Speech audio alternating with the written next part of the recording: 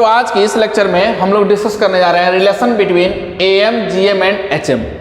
Am for arithmetic mean, इसी तरीके से GM for geometric mean and HM for harmonic mean. हम लोग जो है एपी के अंदर अर्थमेटिक मीन पढ़े थे, इसी तरीके से जीपी के अंदर ज्योमेट्रिक मीन एंड एचपी के अंदर यानी हार्मोनिक प्रोग्रेशन के अंदर हम लोग पढ़े थे एचएम यानी हार्मोनिक मीन।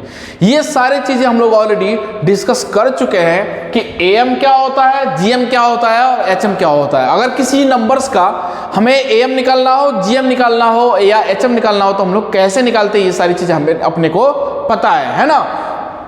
अब हम लोग हमारा जो हेडिंग है अगर आप देख पा रहे हैं तो इसमें है relation between am, GM and HM. अब इन तीनों के बीच रिलेशन स्थापित करना है, इन तीनों के बीच क्या संबंध होते हैं, इन चीजों को हम लोग डिस्कस करने जा रहे हैं। अब मैं अगर बात करूं कि एएम क्या होता है, मैं थोड़ा सा बेसिक इसका फंडा क्लियर कर देता हूं। अगर मान लीजिए एएम का मतलब होता है अर्थमेटिक मीन, और मैं बार बार रिपीट किया हूं, कितने बार रिपीट कर चुका हूं और कर भी रहा हूं।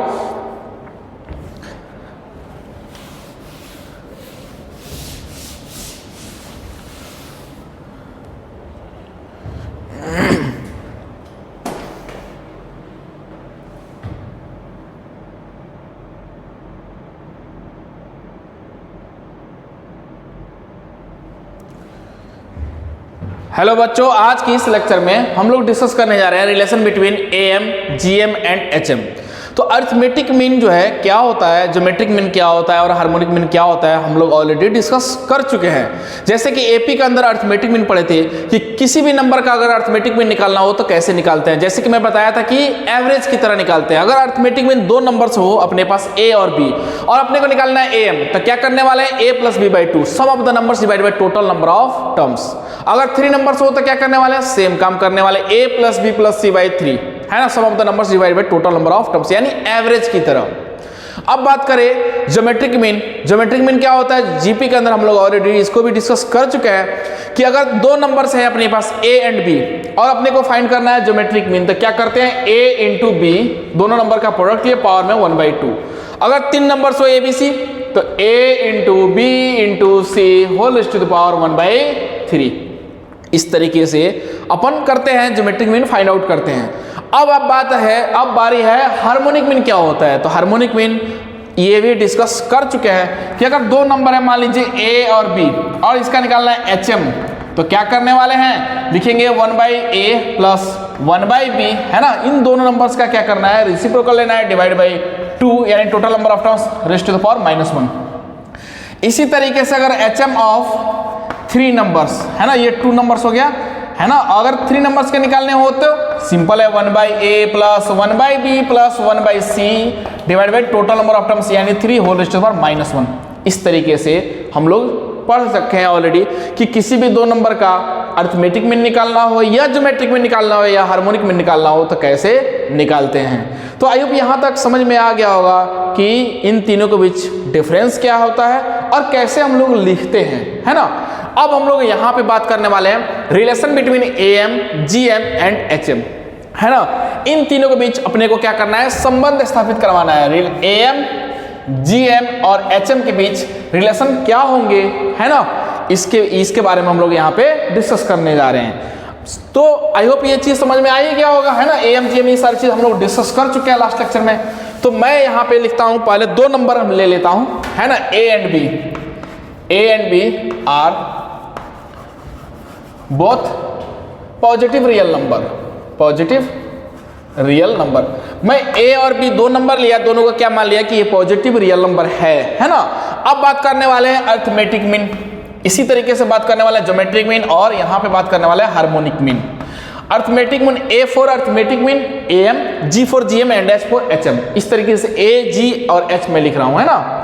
अब बात करते हैं कि ए और बी दो नंबर है अपने पास और अगर अर्थमेटिक मीन निकालना हो तो कैसे निकालेंगे, सिंपल है ना। मैं तो बताया तो था कि एवरेज की तरह इसको ट्रीट करना। अगर दो नंबर का अगर अपने को अर्थमेटिक मीन निकालना है तो हम लोग क्या करते हैं, a प्लस बी बाई 2। अगर अपने पास 10 स्टूडेंट्स है और अर्थमेटिक मीन निकालना है तो क्या करेंगे, 10 स्टूडेंट्स का जो मार्क्स है उसको जोड़ेंगे divide by total number of students यानी 10। यही तो काम करते हैं एवरेज की तरह। तो दो नंबर है अपने पास ए और बी, अर्थमेटिक मीन क्या होगा, a प्लस बी बाई 2।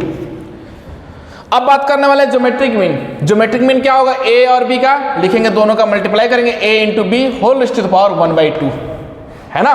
जितने नंबर्स होंगे उसका प्रोडक्ट लेंगे और पावर में जितने नंबर्स होंगे 1/2 1/3 इस तरीके से, है ना। अब बात करने वाले हैं हार्मोनिक मीन क्या होगा। तो हम लोग जानते हैं 2ab divide by a plus b, ये होता है हार्मोनिक मीन। दो नंबर का अगर हार्मोनिक मीन लेना हो तो यही होगा 2ab divide by a plus b। तो आई होप ये चीज समझ में आ गया होगा कि अर्थमेटिक मीन, ज्योमेट्रिक मीन और हार्मोनिक मीन कैसे लिख पा रहे हैं। अब बात समझिएगा, अगर अपने पास दो नंबर हैं 5 और 3, है ना, और मैं इसमें पूछ रहा हूं कि 5 और 3 में कौन बड़ा है, कौन छोटा है या कौन बड़ा है ना। मैं पूछ रहा हूं कौन बड़ा है, आप बोलेंगे सर 5, क्यों? क्योंकि ये पता है कि रियल नंबर जो लाइन होता है उस पर 3 से आगे होता है, यानी जो 5 होता है वो 3 से आगे होता है, तो अब ये से 5 बड़ा, तो ये तो बात सच है। लेकिन एक बात यहाँ पे ये है कि मान लीजिए ऐसा नंबर है जो अपने को पता नहीं है कि इन दोनों में बड़ा कौन है, तो कैसे पता करेंगे? तो अपन लेंगे डिफरेंस, दोनों नंबर के क्या करेंगे, डिफरेंस लेंगे। और डिफरेंस लेने के बाद जो नंबर आ रहा है अगर वो पॉजिटिव नंबर आ रहा है तो इसका मतलब जो फर्स्ट वाला नंबर है कैसा है, बड़ा रहा होगा, तभी तो पॉजिटिव आ रहा है ना। और मान लीजिए अगर ऐसा है दो नंबर हैं, दोनों नंबर का डिफरेंस लेने के बाद अगर अपने को एक नेगेटिव नंबर आता है तो इसका मतलब ये है कि जो बड़ा वाला नंबर है वो क्या है, छोटा है। यहां से ये कंसेप्ट समझ में आया कि अगर अपने को पता करना हो कि बड़ा नंबर कौन है तो अपन लेंगे डिफरेंस, और डिफरेंस लेने के बाद अगर पॉजिटिव नंबर मिलता है, पॉजिटिव वैल्यू मिलता है तो इसका मतलब जो फर्स्ट वाला नंबर बड़ा है, और अगर नेगेटिव मिलता है तो फर्स्ट वाला वैल्यू क्या है, छोटा है। इस तरीके से हम लोग समझ में आएंगे। कहने का मतलब ये है कि दो अननोन नंबर्स हैं, हम लोग क्या करेंगे, उन दोनों नंबर का डिफरेंस लेंगे। डिफरेंस लेने के बाद अगर देखेंगे पॉजिटिव आता है तो पहला वाला नंबर ऑब्वियस से बड़ा है, तभी तो पॉजिटिव आ रहा है ना। तो आई होप इस तरीके से समझ में आ गया होगा कि हम लोग क्या करने वाले हैं। अब बात करने वाले हैं AM, GM और HM, इन तीनों के बीच रिलेशन फाइंड आउट करना है, रिलेशन स्थापित करवाना, अपने को पता करना है कि कौन बड़ा होंगे कौन छोटा होंगे। तो A और G मैं पहले लूंगा, उसके बाद से G और H लूंगा, है ना, फिर उसके बाद से डिसाइड करेंगे। अब समझिएगा मैं क्या करता हूं, A और G के बारे में पता करना है। ये जो अर्थमेटिक मीन है और ये जो मैट्रिक मीन है, इन दोनों के बीच में रिलेशन डिसाइड करना चाहते हैं कि कौन बड़ा है कौन छोटा है ना। कैसे पता चलेगा, यहां तो दोनों अननोन नंबर है, तो पता कैसे चलेगा, दोनों नंबर का डिफरेंस लेंगे। और डिफरेंस लेने के बाद अगर अपने को पॉजिटिव वैल्यू मिलता है तो इसका मतलब पहला वाला नंबर क्या होगा, ऑब्वियसली कि बड़ा रहा होगा, तभी तो पॉजिटिव मिल रहा है। तो यहां पे लिखेंगे A माइनस G। A क्या है भाई, A प्लस B/2 है ना। इसी तरीके से G की बात करें तो ये है रूट AB। अगर आप देख पा रहे हो तो क्या है, ये रूट AB ही तो है, ये है रूट AB है ना। AB के पावर में 1/2 है तो रूट AB ही तो होगा। अब अगर आप ध्यान से देखो तो हम लोग क्या करने वाले हैं, एलसीएम ले लेते हैं। A plus B minus 2 times of root AB divide by 2, इस तरीके से लिखा है। ये क्या है, A माइनस G का वैल्यू है, A प्लस B, ठीक है, A plus B minus 2 times of root AB divide by 2। क्या इस A को हम लोग थोड़ा सा जादू, A को क्या ऐसा लिख दें, रूट A का होल स्क्वायर लिख सकते हैं, बिल्कुल, है ना। इसी तरीके से जो B है इसको लिख दिया रूट B का whole square minus 2 times of root AB whole divide by कितना लिखा, 2। अब अगर आप एक चीज नोटिस करें यहाँ पे, तो ये जो बन रहा है ना A square plus B square minus 2AB, यानी A माइनस B का होल स्क्वायर बन रहा है। तो अपन लिख सकते हैं A minus G is equal to, इसको लिख दे ऐसे, root A minus root B का होल स्क्वायर, है ना, डिवाइड बाई 2। अब यहाँ पे इंपॉर्टेंट बात है, ध्यान से देखिएगा, A माइनस G का जो वैल्यू आया root A minus root B का होल स्क्वायर बाई 2 आया है। और ये जो स्क्वायर होता है हमेशा क्या होता है, पॉजिटिव नंबर होता है, यानी नॉन नेगेटिव क्वांटिटी होता है स्क्वायर। जैसे कि ये एक्स स्क्वायर है, आप इस पे कितना भी जोर लगा लो, एक्स के जगह पे नेगेटिव पॉजिटिव कुछ भी रखो, ये वैल्यू जो है ना हमेशा ग्रेटर देन इक्वल टू 0 आने वाला है। एक्स के जगह पे कोई भी नेगेटिव वैल्यू रख के देख लो, या कोई भी पॉजिटिव, और या आप 0 भी रखो तो 0 का स्क्वायर 0 ही तो होगा, यानी 0 या 0 से बड़ा आने वाला है ये क्वांटिटी। इसका मतलब ये हुआ कि स्क्वायर कभी भी नेगेटिव हो ही नहीं सकता, है ना।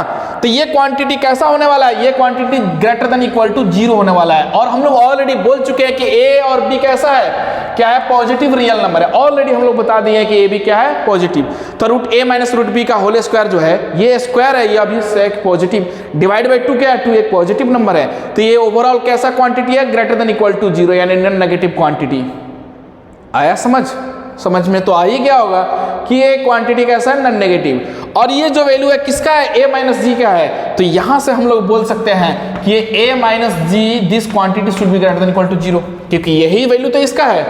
तो बोलेंगे this quantity is greater than equal to 0। तो अपने को पता चल गया यहां से, ठीक है। और जी को इधर भेज दीजिए, थोड़ा सा और सिंप्लीफाई करते हैं, ये आ जाएगा a is greater than equal to G. इसका मतलब ये है कि अपने को एक बात पता चल गया यहां से, क्या कि अरिथमेटिक मीन जो होगा ज्योमेट्रिक मीन से बड़ा होगा, a is greater than equal to G. ये अपने को यहां से पता चल गया। इसको मैं मान लेता हूं इक्वेशन 1, है ना। अब बात करते हैं नेक्स्ट पॉइंट की। ये तो पता चल गया a और g में जब हम रिलेशन पता किए तो पता चल गया कि a जो है यानी अरिथमेटिक मीन जो होगा ज्योमेट्रिक मीन से बड़ा होगा। अब बात करने वाले हैं इन दोनों के बीच, इसके बीच में रिलेशन डिसाइड हो चुका है, अब इसके बीच बाकी है, इसको हम लोग पता करने जा रहे हैं g और h। तो g और h का कैसे पता चलेगा? ज्योमेट्रिक मीन और हार्मोनिक मीन है, इनके बीच रिलेशन हम फाइंड आउट करना चाहते हैं, पता करना चाहते हैं। कैसे पता चलेगा? फिर से वही काम करने वाले हैं, वही काम रिपीट करने वाला है। क्या? इसके और इसके बीच डिफरेंस लेंगे, और ऐसा होगा डिफरेंस लेने के बाद अगर पॉजिटिव वैल्यू मिलता है तो पहला वाला नंबर कैसा हो रहा होगा? पॉजिटिव रहा होगा तभी तो यहां पे लिखने वाले हैं हम लोग g माइनस एच, है ना। g क्या है भाई? Root A B. h क्या है यहाँ पे? -2ab divide by a plus B, है ना। इस तरीके से अगर थोड़ा सा और इसको सिंप्लीफाई किया जाए तो मल्टीप्लाई करेंगे तो रूट ए बी यहाँ पे आ जाएगा, यहाँ पे a प्लस बी माइनस आ जाएगा 2 टाइम्स ऑफ ये हो जाएगा रूट ए बी का होल स्क्वायर लिख देते हैं, है ना। ये जो ए बी है, ए बी को लिख दिया रूट ए बी का whole square divide by a plus B लिख दिया। अब अगर आप ध्यान से देखो तो मैं क्या करता हूँ, रूट ए बी यहाँ से यहाँ भी कॉमन है, मैं रूट ए बी कॉमन ले लेता हूँ तो रूट ए बी आ गया कॉमन, यहाँ बचेगा a plus B minus 2 times of root A B, ठीक है, divide by a plus B. अब अगर आप एक चीज नोटिस करें, यहां देखिए a plus B minus 2 times of root A B, इसको क्या लिखे थे? Root a minus root B का होल स्क्वायर। तो ये वाला जो चीज है इसको अपन लिख सकते हैं ऐसा, रूट ए बी, है ना, और ये एक रूट a का होल स्क्वायर रूट b का whole square minus 2 times of root A B, यही क्वांटिटी तो है ये वाला जो चीज है ना, ये और ये दोनों सेम है, दोनों का शकल सेम है, देखिए ध्यान से। तो इसको हम लोग क्या लिखे थे? रूट a का होल स्क्वायर रूट b का whole square minus 2 times of root A B, है ना, और रूट a माइनस b का होल स्क्वायर ये बन गया था। तो इसको अपन लिख सकते हैं root a minus root b का होल स्क्वायर, ये लिख दिया। डिवाइड बाई कितना करेंगे? Divide by a plus b लिखने वाले हैं यहाँ पे। अब अगर आप ध्यान से फिर देखेंगे तो फिर से ये चीज क्या है? Root a minus root b का होल स्क्वायर है, और फिर अपने को पता है कि स्क्वायर कभी भी नेगेटिव नहीं हो सकता है, स्क्वायर हमेशा ग्रेटर देन इक्वल टू 0 होता है, यानी नॉन नेगेटिव क्वांटिटी होता है। तो ये क्वांटिटी कैसा होने वाला है? ग्रेटर देन इक्वल टू 0 होने वाला है, क्योंकि स्क्वायर है। अब बात रहा इसका रूट ए बी, क्या बोला गया है? a and b are both positive real number, तो ये क्या है? पॉजिटिव रियल नंबर है। a plus B positive real number है तो पॉजिटिव, यानी ये ओवरऑल क्वांटिटी जो आ रहा है ना ग्रेटर देन इक्वल टू 0 आ रहा है। इसका मतलब ये है कि दोनों का डिफरेंस लेने पे अगर ये पॉजिटिव आ रहा है तो बड़ा वाला नंबर कैसा रहा होगा? सॉरी, फर्स्ट वाला नंबर कैसा रहा होगा? पॉजिटिव रहा होगा, तभी तो पॉजिटिव मिल रहा है। तो ये जो वैल्यू है किसका है? ये है g माइनस एच, यानी geometric mean minus harmonic mean. तो अपन लिख सकते हैं ये जो वैल्यू है ग्रेटर देन इक्वल टू 0 आ रहा है ओवरऑल, ये वाला वैल्यू है ना, तो ये वाला जो वैल्यू आ रहा है ग्रेटर देन इक्वल टू 0 आ रहा है, और ये वैल्यू किसके इक्वल है? g minus H. तो लिखेंगे यहाँ पे g minus H greater than equal to 0। अब इसको और थोड़ा सिंप्लीफाई कर देंगे तो लिखेंगे g is greater than equal to h। यहाँ से जो एक हमें फिर से एक वापस रिजल्ट जो मिला, इसको मान लेते हैं इक्वेशन 2। तो यहां से अपने पास दो इक्वेशन आए, एक इक्वेशन 1 एक इक्वेशन 2। इक्वेशन 1 क्या आया कि अरिथमेटिक मीन जो होगा ज्योमेट्रिक मीन से बड़ा होगा, और जो ज्योमेट्रिक मीन है हार्मोनिक मीन से बड़ा है। तो क्या इन दोनों रिजल्ट से कुछ अपने को समझ में आ रहा है? हाँ, समझ में तो आया। क्या आया देखिएगा ध्यान से, मैं यहां पे लिख रहा हूं, मैं लिख रहा हूं यहां पे फ्रॉम 1 and 2, मतलब 1 and 2 से, है ना। अब अगर आप ध्यान से एक चीज नोटिस करें यहाँ पे, तो a is greater than equal to g, g is greater than equal to h। मैं अगर मान लो अपने पास 3 स्टूडेंट्स है, राम, श्याम एंड मोहन। अगर राम जो है श्याम से बड़ा है, और ये जो श्याम है यानी ये वाला जो है इससे बड़ा है, इसी तरीके से ये श्याम जो है ना ये मोहन से बड़ा है, तो ओवरऑल कौन बड़ा होगा? तो बोलेंगे कि राम जो होगा श्याम से तो बड़ा ही है, और श्याम किससे बड़ा है? मोहन से, तो ओवरऑल क्या कौन बड़ा होगा? ये राम जो है बड़ा हो जाएगा। तो इस तरीके से चीजों को हम लोग एनालिसिस करते हैं। अब अगर आप ध्यान से देखो तो यहाँ बोला गया है कि a जो है g से बड़ा है और g जो है s से बड़ा है, तो ऑब्वियस है कि क्या हो जाएगा, a is greater than equal to, तो जो रिजल्ट मिलेगा अपने को ये मिलेगा a is greater than equal to, यानी am is greater than equal to gm is greater than equal to hm, a is greater than equal to g, g is greater than equal to h। कब ये condition लगता है, आप देखिएगा यहाँ पे 3 conditions लिखने वाले हैं, है ना। इन तीनों कंडीशंस को आपको ध्यान में रखना है। ये एक है condition a is greater than equal to h, sorry a is greater than equal to g is greater than equal to h। दूसरा कंडीशन यहाँ पे ये होगा a is greater than g is greater than h, और तीसरा condition होगा a is equal to g is equal to h। ये 3 condition है अपने पास, ध्यान से देखिएगा यहाँ पे, एक ये हो गया दूसरा, और ये हो गया एक तीसरा। अब यहाँ पे कुछ कंडीशंस है, कंडीशंस के बारे में भी डिस्कस कर लेते हैं अपन, है ना। अब अगर आप ध्यान से देखें तो ये कंडीशन है कब, जब ऑल नंबर्स कैसे हो, सारे numbers, all numbers are positive. जब सारे नंबर्स पॉजिटिव होंगे तो a is greater than equal to g is greater than equal to h। अगर सारे नंबर्स ऐसा है, all numbers are distinct, all numbers are distinct, सारे नंबर्स डिफरेंट होंगे, अलग अलग होंगे, तो ऑब्वियसली इक्वल साइन यहाँ से हट जाएगा, a is greater than equal to g, sorry a is greater than g, g is greater than h। और अगर तीनों नंबर यानी a b c यानी सारे नंबर के सारे ऑल नंबर्स आर सेम, अगर सारे नंबर सेम हो गया तो ऑब्वियस है कि इक्वल हो जाएगा ना। अगर तीनों नंबर सेम हो जाता है तो इक्वल हो जाएगा। अगर तीनों नंबर डिफरेंट है तो a ग्रेटर देन g होगा, g ग्रेटर देन h होगा, और तीनों नंबर अगर पॉजिटिव है तो कैसा होने वाला, a is greater than equal to g is greater than equal to h, है ना। तो ये अपने पास रिजल्ट रहा। आई होप यहाँ तक समझ में आ गया होगा कि यहाँ पे क्या चल रहा है। इस तरीके से हम लोग आगे डील करने वाले हैं। तो ये रिजल्ट आया।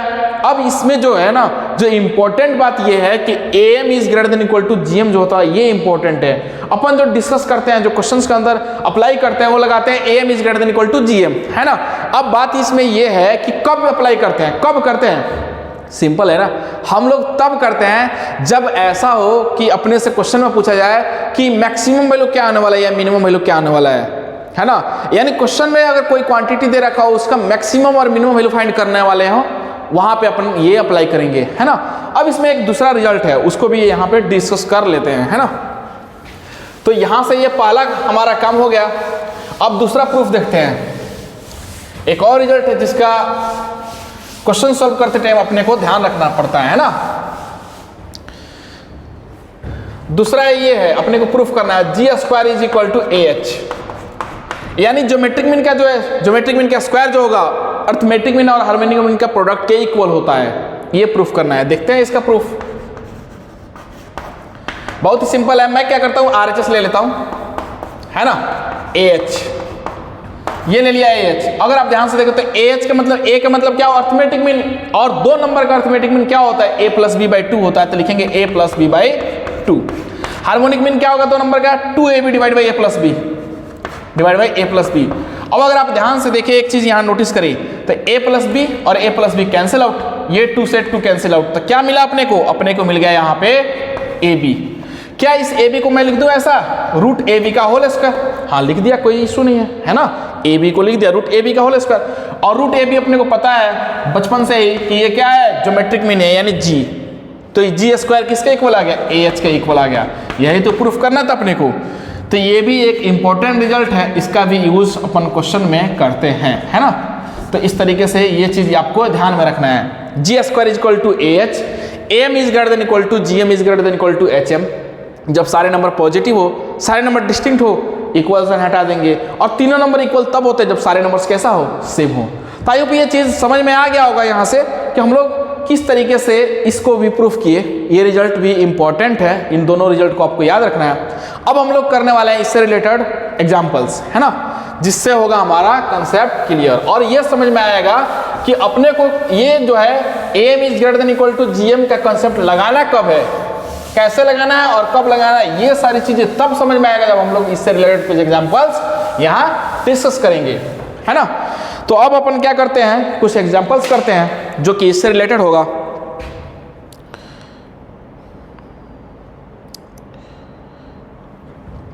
यहां पे दे रखा फर्स्ट एग्जांपल मैं लिखूं अगर यहां पे, तो दे रखा BC इज इक्वल टू 16, है ना। Then minimum value of B plus C, minimum value of B plus C, है ना, इसका वैल्यू अपने को फाइंड आउट करना है। समझिएगा बात। अब A M is greater than equal to G M concept तब लगाते हैं जब हमसे पूछा जा रहा हो कि मिनिमम या मैक्सिमम वैल्यू गिवन जो क्वांटिटी है उसका मैक्सिमम वैल्यू क्या होगा या मिनिमम वैल्यू क्या होगा। तो अपन ये अप्लाई करते हैं, M is greater than equal to G M. जब भी अपने से पूछेगा कि मैक्सिमम वैल्यू क्या होगा, मिनिमम वैल्यू क्या होगा, तो अपन यही लगाने वाले हैं। जैसे कि मैं यहाँ से सॉल्यूशन स्टार्ट करता हूँ, अगर आप ध्यान से देख पा रहे हैं तो मैं लगाऊंगा यहाँ पे क्या पूछा गया, मिनिमम, है ना, मिनिमम की बात कर रहा है, मिनिमम पूछा जा रहा है बी प्लस सी का, है ना। तो मैं यहाँ पे लगाने वाला हूँ concept M is greater than equal to G M, यानी arithmetic mean is greater than equal to G M. पता कैसे चला, क्योंकि बोला है कि minimum value B plus C के क्या होगा, और मिनिमम और मैक्सिमम की जब भी बात करेगा तो अपन यही कंसेप्ट लगाने वाले हैं। अब 2 नंबर का अर्थमेटिक मीन, यहाँ पे 2 नंबर क्या है, बी और सी, बी प्लस सी लिया है, तो मैं क्या करता हूँ 2 नंबर का अर्थमेटिक मीन होता है एवरेज की तरफ B plus C by 2। 2 number का ज्योमेट्रिक मीन होता है बी इंटू सी, है ना, b into C raise to the power 1/2, है ना, ग्रेटर देन इक्वल टू 0। अब अगर आप ध्यान से देखें तो BC का वैल्यू कितना है 16, तो यहाँ पे 16 whole raise to the power 1/2 greater than equal to b plus C by 2। अब अगर आप ध्यान से देखें तो ये हो जाएगा b प्लस सी, ये 2 टाइम्स ऑफ इसका 16 का स्क्वायर रूट कितना होगा, स्क्वायर रूट ऑफ 16 होता है 4, 4 इंटू 2 ये आ जाएगा 2 इंटू इसका वैल्यू आ जाएगा 4, है ना। तो b प्लस सी जो आया इसका मिनिमम वैल्यू कितना आया 8 आ गया। तो आई होप ये चीज़ समझ में आ गया होगा कि हम लोग जो है इस टाइप के क्वेश्चंस को कैसे टैकल करते हैं और कब करते हैं। ये इंपॉर्टेंट है कि क्वेश्चन को देख के समझ में आना चाहिए कि अपने को क्या लगाना है और कैसे लगाना है। तो यहाँ पे बोला था मिनिमम में, तो अपन लगाए A M is greater than equal to G M, ये कंसेप्ट लगाते हैं, बी प्लस सी का मिनिमम वैल्यू पता चल गया कि कितना होगा 8 होगा अगर बी सी 16 है। अब अपन नेक्स्ट क्वेश्चन यहाँ पे डिस्कस करने जा रहे हैं। नेक्स्ट एग्जांपल लिखते हैं यहाँ पे,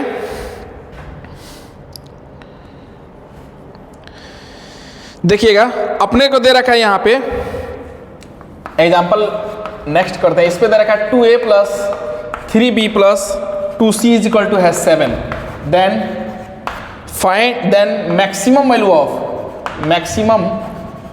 ऑफ a का a स्क्वायर, है ना, a स्क्वायर b का क्यूब c स्क्वायर, इसका भी वैल्यू क्या करना है अपने को, मैक्सिमम वैल्यू फाइंड करना है ना।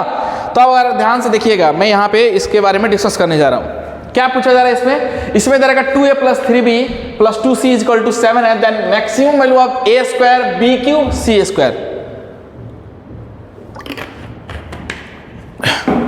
देखिए क्या करने वाले हैं। अब अगर ध्यान से आप देखिए तो directly M is greater than equal to GM concept लगाना नहीं, ये है उस समझदारी नहीं है। अपने को ये समझना है कि फाइंड आउट कैसे करना है, क्या लाना है रिजल्ट, ये इंपॉर्टेंट बात है। अगर यहाँ पे देखें, अगर नोटिस करें तो 2a plus 3b plus 2c is equal to 7 दे रखा है। अपने को लाना है क्या, मैक्सिमम वैल्यू फाइंड करना है। इतना तो पता चल गया कि मैक्सिमम मिनिमम का वैल्यू फाइंड आउट करना है, इसका मतलब क्या लगाना है, M is greater than equal to GM, ये तो पता है। लेकिन a स्क्वायर b क्यूब और c स्क्वायर ये कैसे आएगा, ये कैसे क्रिएट होगा, ये इसके बारे में सोचना इंपॉर्टेंट है ना।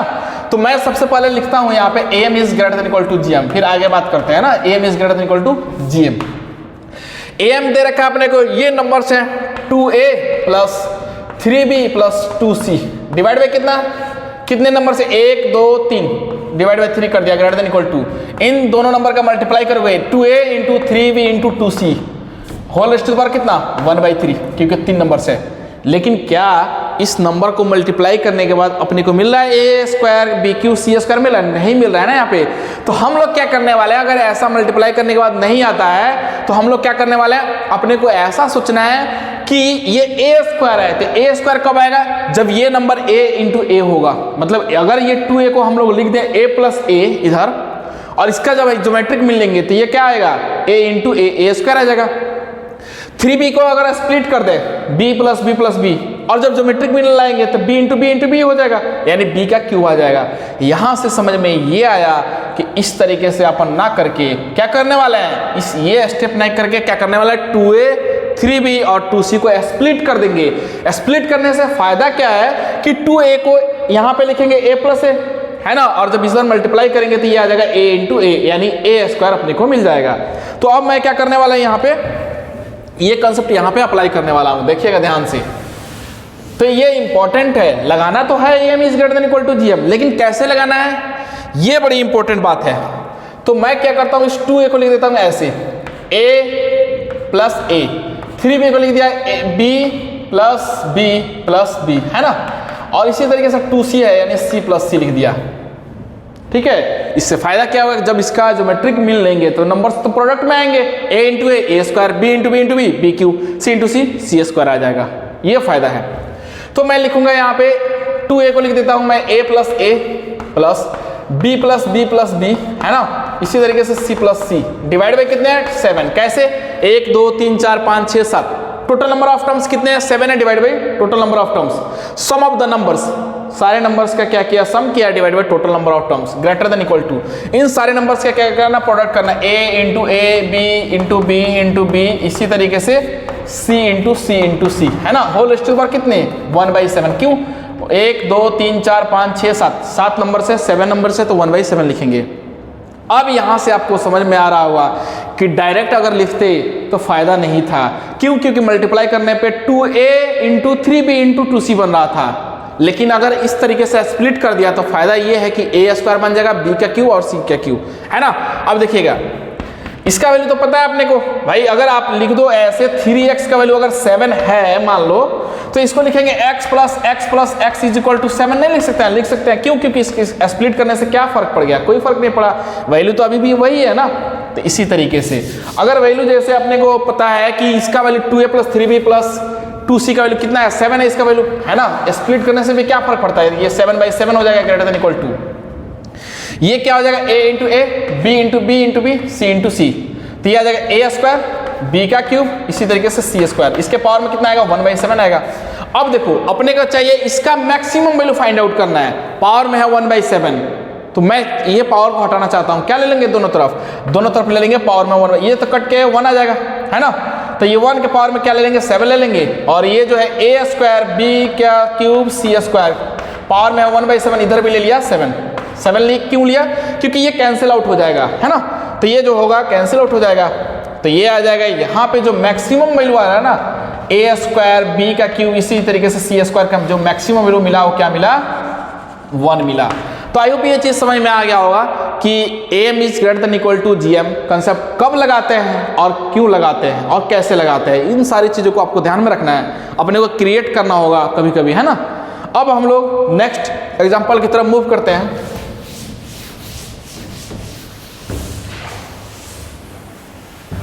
अब कुछ AM is greater than equal to GM से रिलेटेड कुछ जेई के अंदर क्वेश्चंस पूछे गए हैं, उसको हम लोग यहाँ पे डिस्कस करने जा रहे हैं।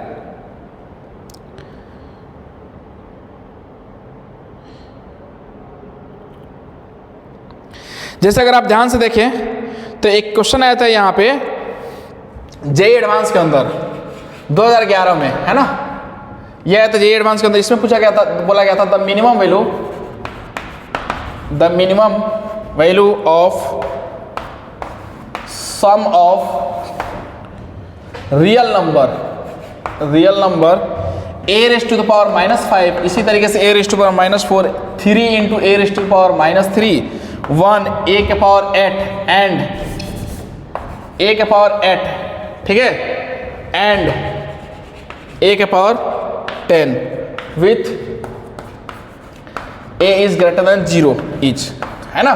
ये जो है इंटीरियर टाइप क्वेश्चन था, जेई के अंदर आया था 2011 में, है ना, ये आया था जेई एडवांस का क्वेश्चन था 2011, है ना। इसके बारे में हम लोग डिस्कस करने जा रहे हैं, क्या फाइंड करना था, minimum value of the sum of the real numbers, ये सारे रियल नंबर दे रखा और a जो है पॉजिटिव है, बता दिया गया कि a जो है ना कैसा है, पॉजिटिव नंबर है। अब ध्यान से देखिएगा यहाँ पे एक चीज, यहाँ बोला गया फिर से वापस क्या बोला गया है, मिनिमम वैल्यू, मिनिमम बात हो रहा है मिनिमम वैल्यू की, इसका मतलब क्या कंसेप्ट लगाना है, AM is greater than equal to GM, लेकिन एक कंसेप्ट याद रखना आपको, AM is greater than equal to GM तो लगा देंगे, लेकिन ये सारे नंबर्स अगर लेते हैं, ध्यान से देखिएगा, मैं लिखता हूं यहाँ पे a raised to power -5 plus a raised to power -4 plus 3 into a raised to power -3 plus 1 plus a raised to power 8 plus ये क्या है a के पावर 10, ये नंबर लेने में फायदा है अपने को, देखिएगा ध्यान से, a के पावर -5 -4 -3, तो -3 -4 और ये कितना आएगा -12 आ जाएगा एक पावर में, है ना, जब हम लोग मल्टीप्लाई करेंगे तो ज्योमेट्रिक मीन मिलेंगे तो। और यहाँ पे ये 8 है ये 10 है, दोनों को जब पावर में पॉजिटिव पावर क्या आएगा 18 आएगा।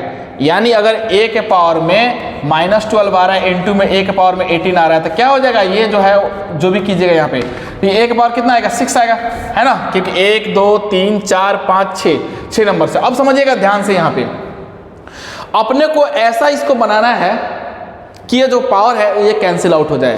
क्यों? क्योंकि इसका अपने को मैक्सिमम मिनिमम वैल्यू फाइंड करना है, और मिनिमम वैल्यू फाइंड करना है तो यहाँ पे एक इंटीजर वैल्यू मिलना चाहिए। यानी जो ज्योमेट्रिक मीन फाइंड करेंगे ना वहाँ पे अपने को एक इंटीजर वैल्यू मिलना चाहिए। इससे फायदा क्या होगा, मिनिमम वैल्यू तभी तो पता चलेगा, है ना, कि इसका इस क्वांटिटी का मिनिमम वैल्यू क्या होगा, एक इंटीजर वैल्यू मिलना चाहिए।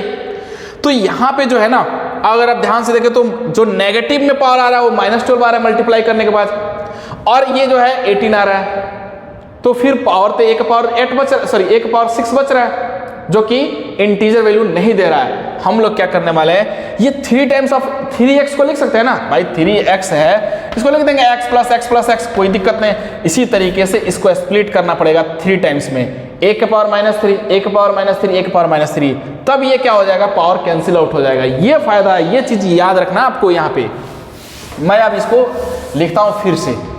देखिए सबसे पहले क्या दे रखा है, a के power -5 plus a raise to the power -4 plus 3 times of a raise to the power -3, तो मैं लिख देता हूं ऐसे 3 टाइम्स लिख दिया, दिस a के पावर -3, a के पावर -3, a के पावर -3 प्लस 1 प्लस a के पावर 8। ये जो स्टेप लिखा है ना, ये जो स्टेप लिखा है ये बड़ा इंपॉर्टेंट है, स्प्लिट किया है ना, इसलिए क्योंकि जब इसका मल्टीप्लाई करेंगे ना पावर में तो देखिएगा -5 -4 -3 -3 18 हो गया, और a के पावर यहाँ पे 10 भी है ना, और ये 10 और 8 कितना हो जाएगा 18 हो जाएगा। पॉजिटिव में पावर 18 और नेगेटिव में पावर 18 कैंसिल आउट होकर 1 आ जाएगा। यानी अपने को एक इंटीजर वैल्यू चाहिए। अब अगर आप ध्यान से देखो डिवाइड बाई कितने करेंगे, 1 2 3 4 5 6 7 8, टोटल नंबर ऑफ टर्म्स कितने हैं यहाँ पे 8 है। Greater than equal to GM यानी ज्योमेट्रिक मीन इसका लगाना है, तो लिखेंगे a के पावर -5, a के पावर -4 इंटू a के पावर -3 इंटू a के पावर -3 इंटू a के पावर -3 इंटू 1 इंटू a के पावर 8 इंटू a के पावर 10। इससे क्या फायदा मिला, इस whole raise to the power 1/8, इससे फायदा ये मिला कि अगर a के पावर अगर आप ध्यान से देखो तो ये जो बना है ना यहाँ से यहाँ तक, ये a के पावर -18 बना, यहाँ से यहाँ a के पावर 18 बन गया, तो ये क्या हो जाएंगे, कैंसिल आउट हो जाएंगे, है ना। ये हुआ है ऐसा, a के पावर 18 तो हुआ, ये नेगेटिव पावर नीचे जाएगा तो a के पावर 18 हो जाएगा, whole raise to the power कितना आएगा 1/8 आएगा, है ना, 1/8 आ जाएगा। अब अगर आप ध्यान से देखो तो ये क्वांटिटी का जो वैल्यू यही तो है, इसी का तो वैल्यू फाइंड करना है भाई। मैं अगर ऐसा लिख दिया 3x को लिख दिया है x प्लस x, है ना, और मान लो इसका जो वैल्यू है माने 3x का वैल्यू जो है मान लो 8 है, x प्लस x का वैल्यू क्या होगा 8 ही तो होगा, क्या फर्क पड़ जाएगा, इसको स्प्लिट कर देंगे तो आंसर थोड़ी ना चेंज हो जाएगा। वैल्यू जो है इसका 3x का जो वैल्यू है वही तो वापस यहाँ भी रहेगा, तो इसका जो वैल्यू है ना इसका स्प्लिट करने से क्या फर्क पड़ता है, इसका वैल्यू तो वही रहेगा, तो हम उसको ऐसे ही लिख देते हैं a के पावर -5 प्लस a के पावर -4, और इसको फिर से वापस ऐसे ही लिख दो, हमारा काम हो चुका है। 3 into a raise to the power -3 plus 1 plus a के पावर 8 प्लस a के पावर 10, है ना, this quantity is greater than equal to, ये तो कटेगा यहाँ से, जैसे उड़ा ये तो 1 बचेगा, 1 के पावर में कितना 1/8, है ना, इधर हो गया, और डिवाइड में यहाँ पे क्या आ रहा है 8 आया था। देखो इस 8 को क्या करो इधर खिसका दो, जैसे ही 8 इधर सरकेगा तो क्या आएगा 8 into 1 raise to the power 1/8, 1 के पावर में कुछ भी हो क्या फर्क पड़ता है 1 ही तो आएगा, तो 8 इंटू 1 क्या आ जाएगा 8 आ जाएगा, तो यानी a raise to the power -4 5, a raise to the power -4 plus 3 into a raise to the power -3 plus 1 plus a raise to the power 8 plus में a raise to the power 10, इसका जो minimum value आएगा वो क्या आ जाएगा 8 into this, है ना, तो इसका मिनिमम वैल्यू कितना आया 8 आ गया, है ना। तो इस तरीके से क्वेश्चंस को हम लोग टैकल करने वाले हैं, है ना। तो आई होप ये चीज समझ में आ गया होगा। इस क्वेश्चन जो था ये क्वेश्चन जेईई एडवांस के अंदर 2011 के अंदर पूछा गया था और इंटीजर टाइप क्वेश्चन था, है ना, यानी 0 से लेके 9 के बीच में अपने को आंसर देना था, तो आंसर कितना है 8 आया। तो आई होप ये चीज समझ में आ गया होगा कि इसका जो मिनिमम वैल्यू आया इस क्वांटिटी का वो क्या आया 8 आया, इसका मिनिमम वैल्यू जो आया है ये क्या आया 8 आया, है ना। तो इस तरीके से अपने जरूरत के हिसाब से अपने रिक्वायरमेंट के हिसाब से क्वेश्चंस को चेंज करते हैं और सिंप्लीफाई करते हैं, है ना। पूछा क्या गया है AM is greater than equal to GM तो लगाना है, लेकिन सोच समझ के, है ना। आपके लिए इंपॉर्टेंट सूचना यही है यहाँ पे कि आपको ध्यान में रखना है कि क्या दे रखा है ना, हमें कन्वर्ट कैसे करना, क्रिएट करना आना चाहिए। यानी जो प्रोडक्ट में जब ज्योमेट्रिक मीन लेना तो वहां पे जो है एक इंटीजर वैल्यू हमेशा मिलना चाहिए, तभी तो हम फाइंड करेंगे मिनिमम वैल्यू, है ना, या मैक्सिमम वैल्यू भी ऐसा सोच के करना है कि मतलब ऐसा हो कि जब प्रोडक्ट ले यानी ज्योमेट्रिक मीन लेना तो क्या आना चाहिए, एक इंटीजर वैल्यू मिलना चाहिए। इंटीजर वैल्यू मिलेगा तभी तो हम बता पाएंगे कि हाँ इस क्वांटिटी का जो है मिनिमम वैल्यू इतना है, 2 है, 3 है, -1 है कि नहीं। और ये कैंसिल आउट अगर नहीं होता तो हम मिनिमम वैल्यू कैसे बता पाते इसका, है ना। तो आई होप ये चीज़ समझ में आ गया होगा। तो इस तरीके से जेईई के अंदर क्वेश्चन पूछा जाता है। आई होप ये सारी चीज़ यहाँ तक क्लियर होगा। अब हम लोग जो नेक्स्ट लेक्चर में स्टार्ट करने वाले हैं वो स्टार्ट करने वाले हैं मिसलेनियस प्रॉब्लम्स यानी स्पेशल सीरीज, है ना। तो आप यहाँ तक सारी चीज़ें रिवीजन करके आना, आप लोगों को चीज़ों को सारा नोट डाउन करना है ना। और जो इसमें डाउट हो आप नेक्स्ट क्लास में डिस्कस कर सकते हैं। तो आई होप यहाँ तक समझ में आ गया होगा। फिर मिलते हैं नेक्स्ट लेक्चर में नेक्स्ट टॉपिक के साथ। Okay, thank you.